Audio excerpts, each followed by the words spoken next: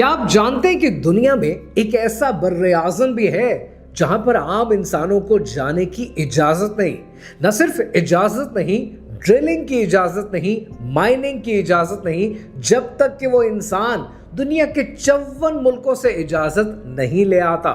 इस बर्रे आज़म पर आप साल में सिर्फ एक ही दिन जा सकते हैं और वो दिन है 1 मार्च का, जबकि यूएस के कार्गो प्लेन्स इस बर्रे आज़म पर साल के 365 दिन उतरते हैं। ये एक ऐसा बर्रे आज़म है कि इस बर्रे आज़म की कोई भी तस्वीर सैटेलाइट से आप तक पहुंचती है तो गूगल अर्थ सबसे पहले उसको कैमोफ्लेज कर देता है। उसके रेक्टेंगल्स को, उसके पिरामिड को आपकी नजरों से छुपा दिया जाता है और उसे बर्फ से ढक दिया जाता है। ये कहानी पेंगुइन्स की कहानी नहीं है, ये कहानी है ऑपरेशन हाई जंप की। एक ऐसी कहानी कि जिस ऑपरेशन के अंदर 4700 लोग इस बर्रे आज़म पर उतरते हैं, 13 बहरी जहाज और 33 हवाई जहाजों के साथ। लेकिन यह ऑपरेशन अपना मिशन 6 महीने पहले ही मुकम्मल करके वापस लौट आता है। 4 लोग मर जाते हैं, 2 जहाज गायब हो जाते हैं और इस ऑपरेशन की फुटेजेस को हमेशा के लिए क्लासिफाइड कर दिया जाता है। जिस बर्रे आज़म का जिक्र मैं आपसे कर रहा हूं, यह बर्रे आज़म है Antarctica, the south pole of the world.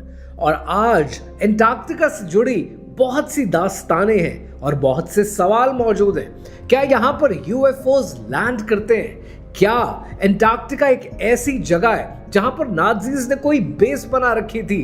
क्या ये जिनों के शहर हैं जो आम इंसानों की नजरों से ओझल हैं? या फिर यहाँ पर शैतान का तख्त मौजूद है जिस वजह से आम इंसानों को जाने की इजाजत नहीं? या फिर इसके किसी जजीरे पर दज्जाल मौजूद है?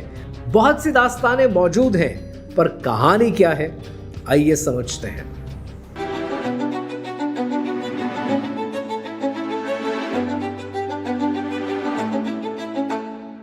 ये कहानी शुरू होती है सन 1929 में एक जर्मन थियोलॉजियन से, एक मशहूर जर्मन थियोलॉजियन कि जिसका नाम है गुस्ताफ एडोल्फ डाइसबेन। ये दुनिया के मुख्तलिफ मज़ाहिब को स्टडी करता है और मुख्तलिफ मज़ाहिब पर अपना इल्म बढ़ाने के लिए दुनिया जहान की लाइब्रेरीज का रुख करता है। गुस्ताफ इस्तांबुल जाता है और इस्तांबुल के अंदर टॉपकपी पैलेस की लाइब्रेरी के अंदर अपना आर्काइवल वर्क कर रहा होता है, इल्म हासिल करने की कोशिश कर रहा होता है कि अचानक इसकी नज़र एक बहुत पुराने नक्शे पर पड़ती है। ये जो नक्शा देखता है, ये सल्तनत उस्मानिया में सन 1513 में बनाया गया दुनिया का एक नक्शा है। गुस्ताफ जैसे ही इस नक्शे को खोलता है, वो हैरान हो जाता है कि सन 1513 में सल्तनत उस्मानिया के एडमिरल पीरी राइस ने इस नक्शे को बनाया और इस नक्शे पर एक ऐसी जगह मौजूद होती है जिसका नाम है एंटार्क्टिका। गुस्ताफ हैरान इसलिए हो जाता है क्योंकि ये नक्शा सन 1513 से वाबस्ता है, जबकि जो लोग नहीं जानते उन्हें ये पता होना चाहिए कि एंटार्क्टिका को डिस्कवर किया गया सन 1820 में, यानी तकरीबन 300 साल पहले। अपनी डिस्कवरी से मुसलमानों को मालूम था कि एंटार्क्टिका क्या है। और गुस्ताफ की हैरानगी इसलिए भी बनती है क्योंकि एंटार्क्टिका की कोस्टल लाइन एग्जैक्टली जैसे पीरी राइस के नक्शे पर मौजूद है, वैसी ही दुनिया में सन 1820 में रिपोर्ट की गई। गुस्ताफ हैरान हो जाता है। वो हैरान इसलिए भी होता है कि एंटार्क्टिका के अंदर सिर्फ कोस्टल लाइन नहीं थी पीरी राइस के नक्शे पर, वहां पर हरियाली थी, वहां पर जानवर थे। तो एक बहुत बड़ा सवाल खड़ा हो जाता है कि आज जब आप एंटार्क्टिका को देखते हैं तो आपको नजर आता है हर तरफ बर्फ ही बर्फ है, मीलों तक फैली हुई बर्फ है। और अगर उस बर्फ की गहराई को मालूम करने की कोशिश करें तो आज साइंसदान ये कहते हैं कि वो 1.5 से 2 किलोमीटर नीचे जमीन के मौजूद है। इसका मतलब ये है कि या तो मुसलमानों को कुछ ऐसा मालूम था जो आज साइंस को मालूम नहीं है, या उस दौर में बर्फ नहीं होती थी और अचानक से बर्फ आ गई है, या फिर कुछ और राज है।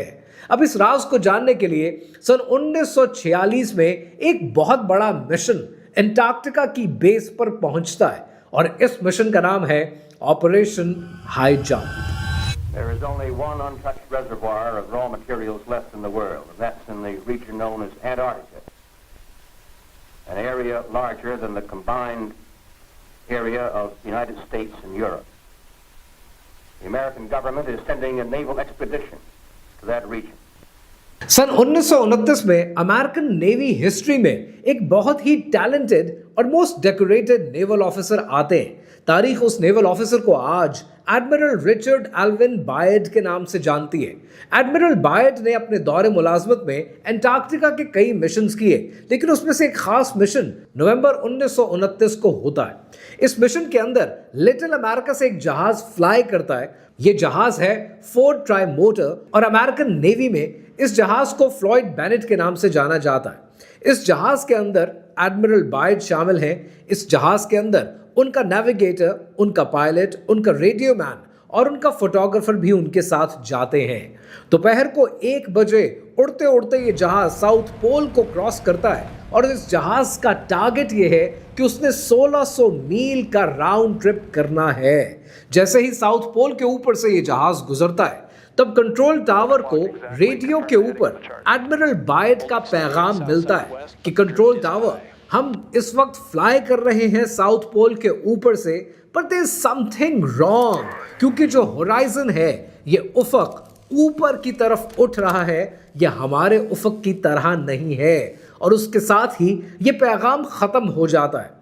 एडमिरल बायड के इस मिशन से रिलेटेड इस तरह की बहुत सी इंफॉर्मेशन आपको इंटरनेट पर मिलेगी, जिसमें आपको ये भी मिलेगा कि एडमिरल बायड की डायरी को और खुसूसी खास मैसेजेस को हाइड कर दिया गया, कैमोफ्लैज कर दिया गया और उससे क्लासिफाइड बना दिया गया।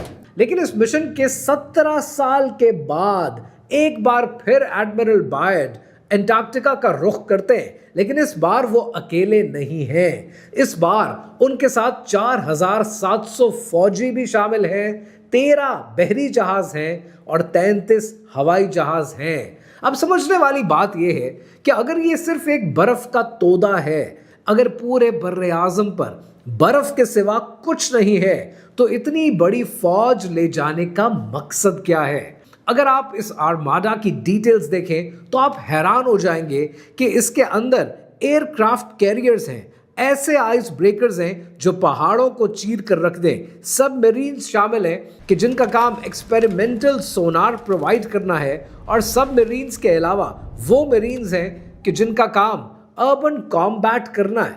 ये सब कुछ एक जजीरे के लिए, एक ऐसी जगह के लिए जो बर्फ से ढकी हुई है, क्यों करने की जरूरत है? अब आपको याद आएगा कि एडमिरल बायड ने एक इंटरव्यू में कहा था कि दुश्मन साउथ पोल को कवर करने की सलाहियत रखता है जहाज के जरिए, और हमें भी ये सलाहियत पहले दिखानी होगी, इससे पहले कि वो जल्दी पहुंच जाएं। और मीडिया ने फिर बहुत शोर किया और पूछा कि ये वो का लफ्ज आपने किसके लिए इस्तेमाल किया है? क्या कोई एलियंस मौजूद हैं, या कोई दुश्मन वहां मौजूद हैं, या आप सोवियट्स का जिक्र कर रहे हैं, या आप किसी ऐसी ताकत का जिक्र कर रहे हैं जिसको शायद आप रिपोर्ट नहीं करना चाहते? सन 2016 में 2 अजीब बातें हुई एंटार्क्टिका को लेकर। पहली अजीब बात यह हुई कि एंटार्क्टिका की एक पिक्चर रिलीज होती है इंटरनेट पर, और इस पिक्चर में आप ये देख सकते हैं कि एंटार्क्टिका में पिरामिड्स मौजूद हैं।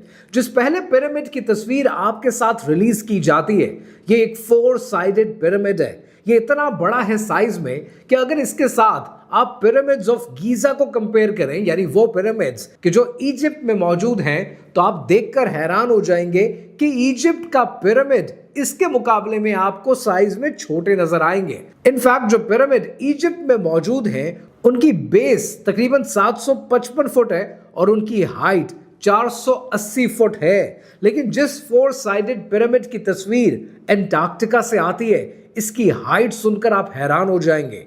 इसकी हाइट है 3937 फुट और ये चारों साइड से 2 किलोमीटर बाय 2 किलोमीटर के बेस पे बना हुआ है। हैरानगी की बात है। और अगर आप आज भी गूगल में इसके कोऑर्डिनेट्स देखना चाहें तो 7958 साउथ एंड 8157 वेस्ट इसके कोऑर्डिनेट्स हैं। हैरानगी की बात यह होती है कि अगर एंटार्क्टिका में पिरामिड्स मौजूद हैं तो ये पिरामिड किसने बनाए, किसने ये अहराम बनाए? तो इसका मतलब ये है कि ये अहराम बनाने वाली कोई ना कोई सिविलाइजेशन वहां पर मौजूद रही होगी। क्या उस सिविलाइजेशन को अल्लाह सुब्हानहू तआला ने किसी अजाब के जरिए खत्म कर दिया, या वो सिविलाइजेशन आज भी ज़ेरे ज़मीन मौजूद है, या ये जिनों का काम है जो एंटार्क्टिका में रहते हैं? बहुत सी मिस्ट्रीज एसोसिएटेड है एंटार्क्टिका के साथ। लेकिन जैसे ही मैंने आपसे अर्ज किया कि दो हैरानकुन वाकयात हुए थे। पहला तो ये कि पिरामिड्स आपको एंटार्क्टिका में देखने को मिले, लेकिन दूसरी हैरानकुन बात सुनकर आप मजीद हैरान हो जाएंगे, और वो ये कि जैसे ही ये पिरामिड्स की पिक्चर रिलीज की गई उसके चंद घंटों के अंदर अंदर फौरन तरदीद आ गई कि ये एक्चुअली नोनाटक है, यानी ये नेचुरल फॉर्मेशन है। ओवर द इयर्स बर्फ जमा होते होते ये माउंटेन बन गई बर्फ की। लेकिन फिर भी सवाल तो अपनी जगह मौजूद है। सिडनी शेल्डन ने कितनी जगहों पर लिखा है कि इस दुनिया में इत्तफाकात नहीं हुआ करते। अगर तो ये नेचुरल फॉर्मेशन है तो कितनी हैरानगी की बात है ना कि चारों तरफ से 2 kilometre bye 2 kilometre bye 2 kilometre exact natural formation वैसे हुई जैसे पिरामिड की होती है। इतनी हैरानगी की बात एक्सेप्ट करना मुश्किल है। तो यहां पर सवाल बनता है कि फिर एग्जैक्टली एंटार्क्टिका में क्या होता रहा है। इससे पहले कि हम ये जानने की कोशिश करें कि एंटार्क्टिका में एग्जैक्टली क्या चल रहा है, दो बातें आपके लिए जानना बहुत जरूरी है, और ये दोनों बातें अपनी नौयत में आपको हैरान करके रख देंगी, और ऐसी बात आपने इससे पहले कहीं नहीं सुनी होगी। पहला ये, क्या आपको पता है कि एंटार्क्टिका को लेकर 1959 में 12 कौमों ने एक एग्रीमेंट साइन किया कि जिसको एंटार्क्टिका ट्रीटी कहते हैं। 12 कौमों ने यह फैसला किया कि एंटार्क्टिका पर किसी का कब्जा नहीं होगा। कोई मुल्क, कोई कौम अपनी मिलिट्री बेस बनाने की कोशिश नहीं करेगी। कोई वेपन्स की टेस्टिंग अंटार्कटिका के किसी एरिया में नहीं की जाएगी, किसी को इजाजत नहीं होगी। और जो काम इस बर्रे आज़म पर होगा वो सिर्फ साइंटिफिक रीजंस के लिए होगा, साइंटिफिकली चीज़ों को समझने के लिए होगा, और हर इंफॉर्मेशन को क्लासिफाइड रखा जाएगा। आज इस वक्त दुनिया के 56 मुल्क एंटार्क्टिका ट्रीटी साइन कर चुके हैं, और आज एंटार्क्टिका के ऊपर 30 से ज़्यादा ममालिक की बेसिस हैं।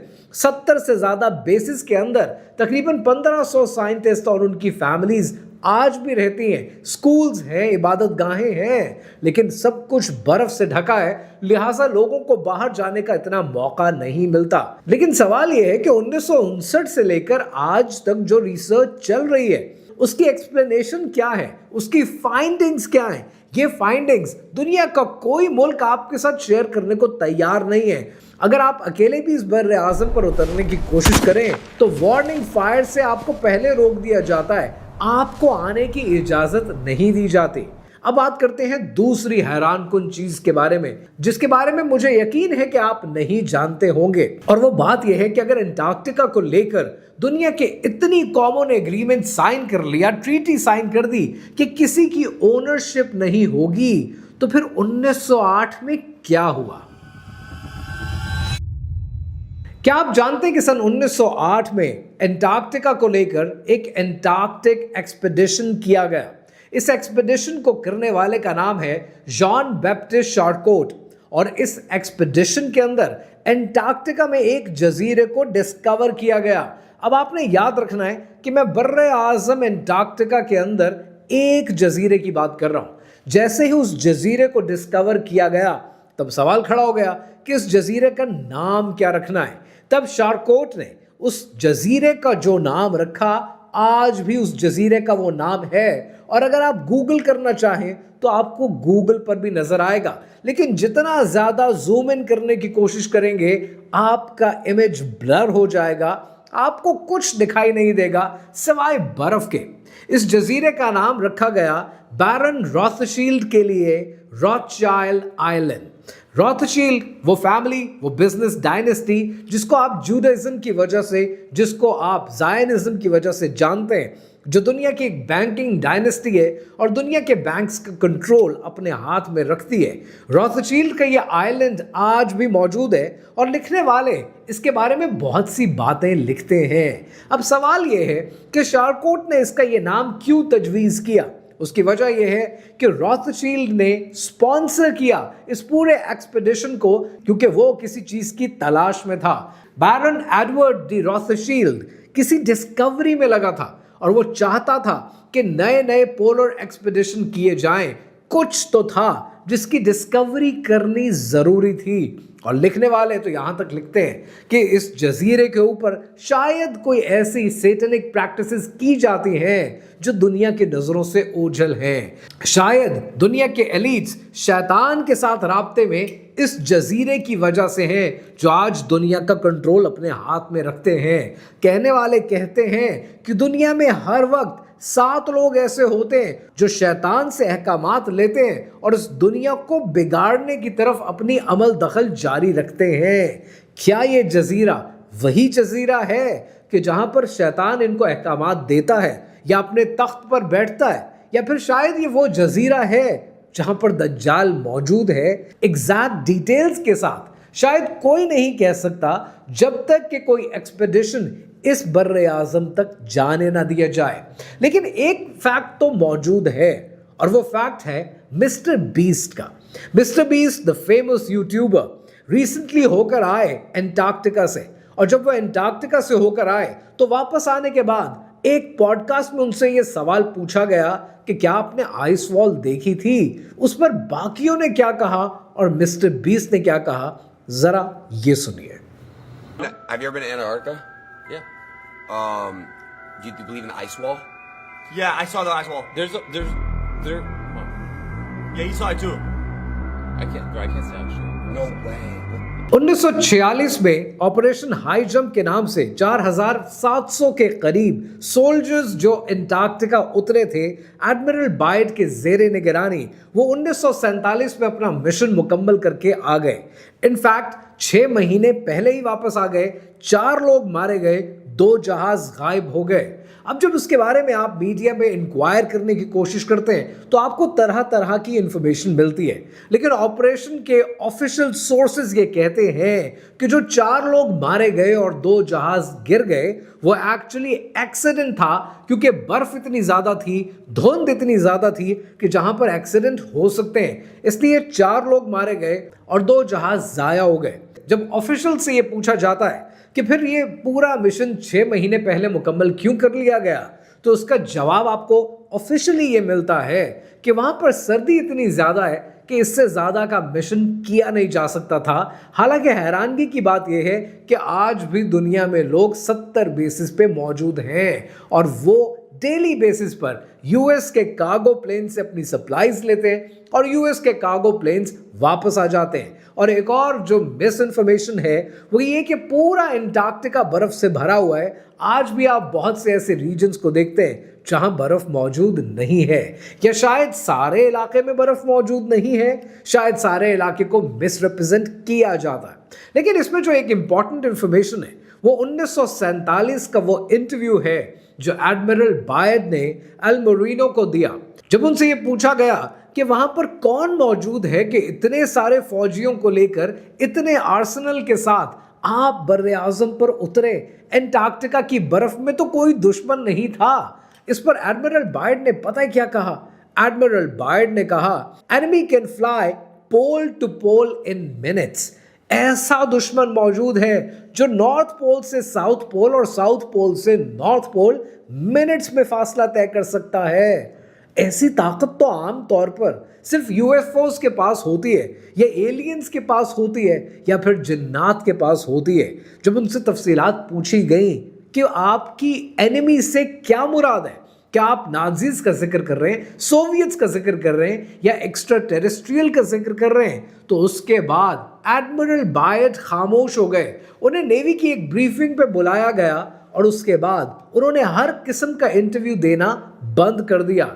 यानी इन अदर वर्ड्स शायद एडमिरल बायड को खामोश करा दिया गया। एडमिरल बायट के ऑपरेशन हाई जंप को लेके बहुत सी कॉन्स्पिरेसी थ्योरीज और उनकी डिटेल्स आपको इंटरनेट पर मिलती हैं। जैसे कि आपने ये बात सुनी कि आसमान और उफक ऊपर की तरफ उठ रहा है and there is something wrong. ये जो बात आपने सुनी जो एडमिरल बायड ने कही और रेडियो वेव पर कंट्रोल टावर ने भी सुनी, इस बात के बारे में ऑफिशियल सोर्सेज कहते हैं कि ऐसी कोई बात कहीं रिपोर्ट नहीं हुई और ऑफिशियल डॉक्यूमेंट्स में इसका कोई जिक्र मौजूद नहीं है। इसी से रिलेटेड एक और कहानी जो इंटरनेट पर मशहूर हुई और वो कहानी ये थी कि एडमिरल बायड के फोटोग्राफर को किडनैप कर लिया गया by the forces that live on Antarctica, लेकिन इसके बारे में भी कोई सदाकत नहीं मिलती। वो 4 लोग जो मारे गए उनके बारे में एलियन एब्डक्शन के बहुत से केसेस मशहूर हैं, लेकिन उसके बारे में भी ऑफिशियल सोर्सेज कहते हैं कि ऐसी कोई बात नहीं हुई।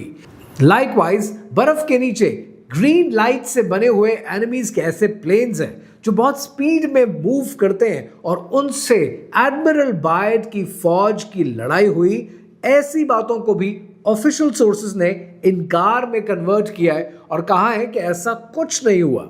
लाइकवाइज आपने बहुत सी ऐसी थ्योरी सुन रखी है कि वहां पर जिन्नात मौजूद है और एक शहर का शहर आबाद है पूरे एंटार्क्टिका के नीचे, और इस शहर के बहुत से नाम इंटरनेट पर मशहूर हैं और इसके बारे में भी ऑफिशियल सोर्सेज कहते हैं कि बर्फ के नीचे हमें ऐसे कोई शहर नहीं मिले। लेकिन वो जो लेक एक मौजूद है, जो लेक साइंटिस्ट ने डिस्कवर कर ली, जो किलोमीटर्स की बर्फ के नीचे मौजूद है, उसके बारे में खुद साइंसदान परेशान है कि इस लेक का हवाला हम कैसे साबित करें और कैसे ये बर्फ के नीचे पूरी लेक मौजूद है। अब एंटार्क्टिका को लेकर इतनी सारी कॉन्स्पिरेसी थ्योरीज मौजूद हैं और इन सब को क्लैरिफाई तभी किया जा सकता है जब कोई आपकी तरह मेरी तरह इंसान एंटार्क्टिका पर जाए और जो सच है वो दुनिया के सामने लेकर आए, या फिर वो अथॉरिटीज जो एंटार्क्टिका के ट्रीटी को ऑपरेट करती हैं वो दुनिया को सच बताने के लिए तैयार हो जाएं। ये कहानी नाज़ीज़ की है, सोवियट्स की है, जिनों की है, या फिर दज्जाल की है, या फिर शैतान की अपनी कहानी, कोई सही से नहीं जानता।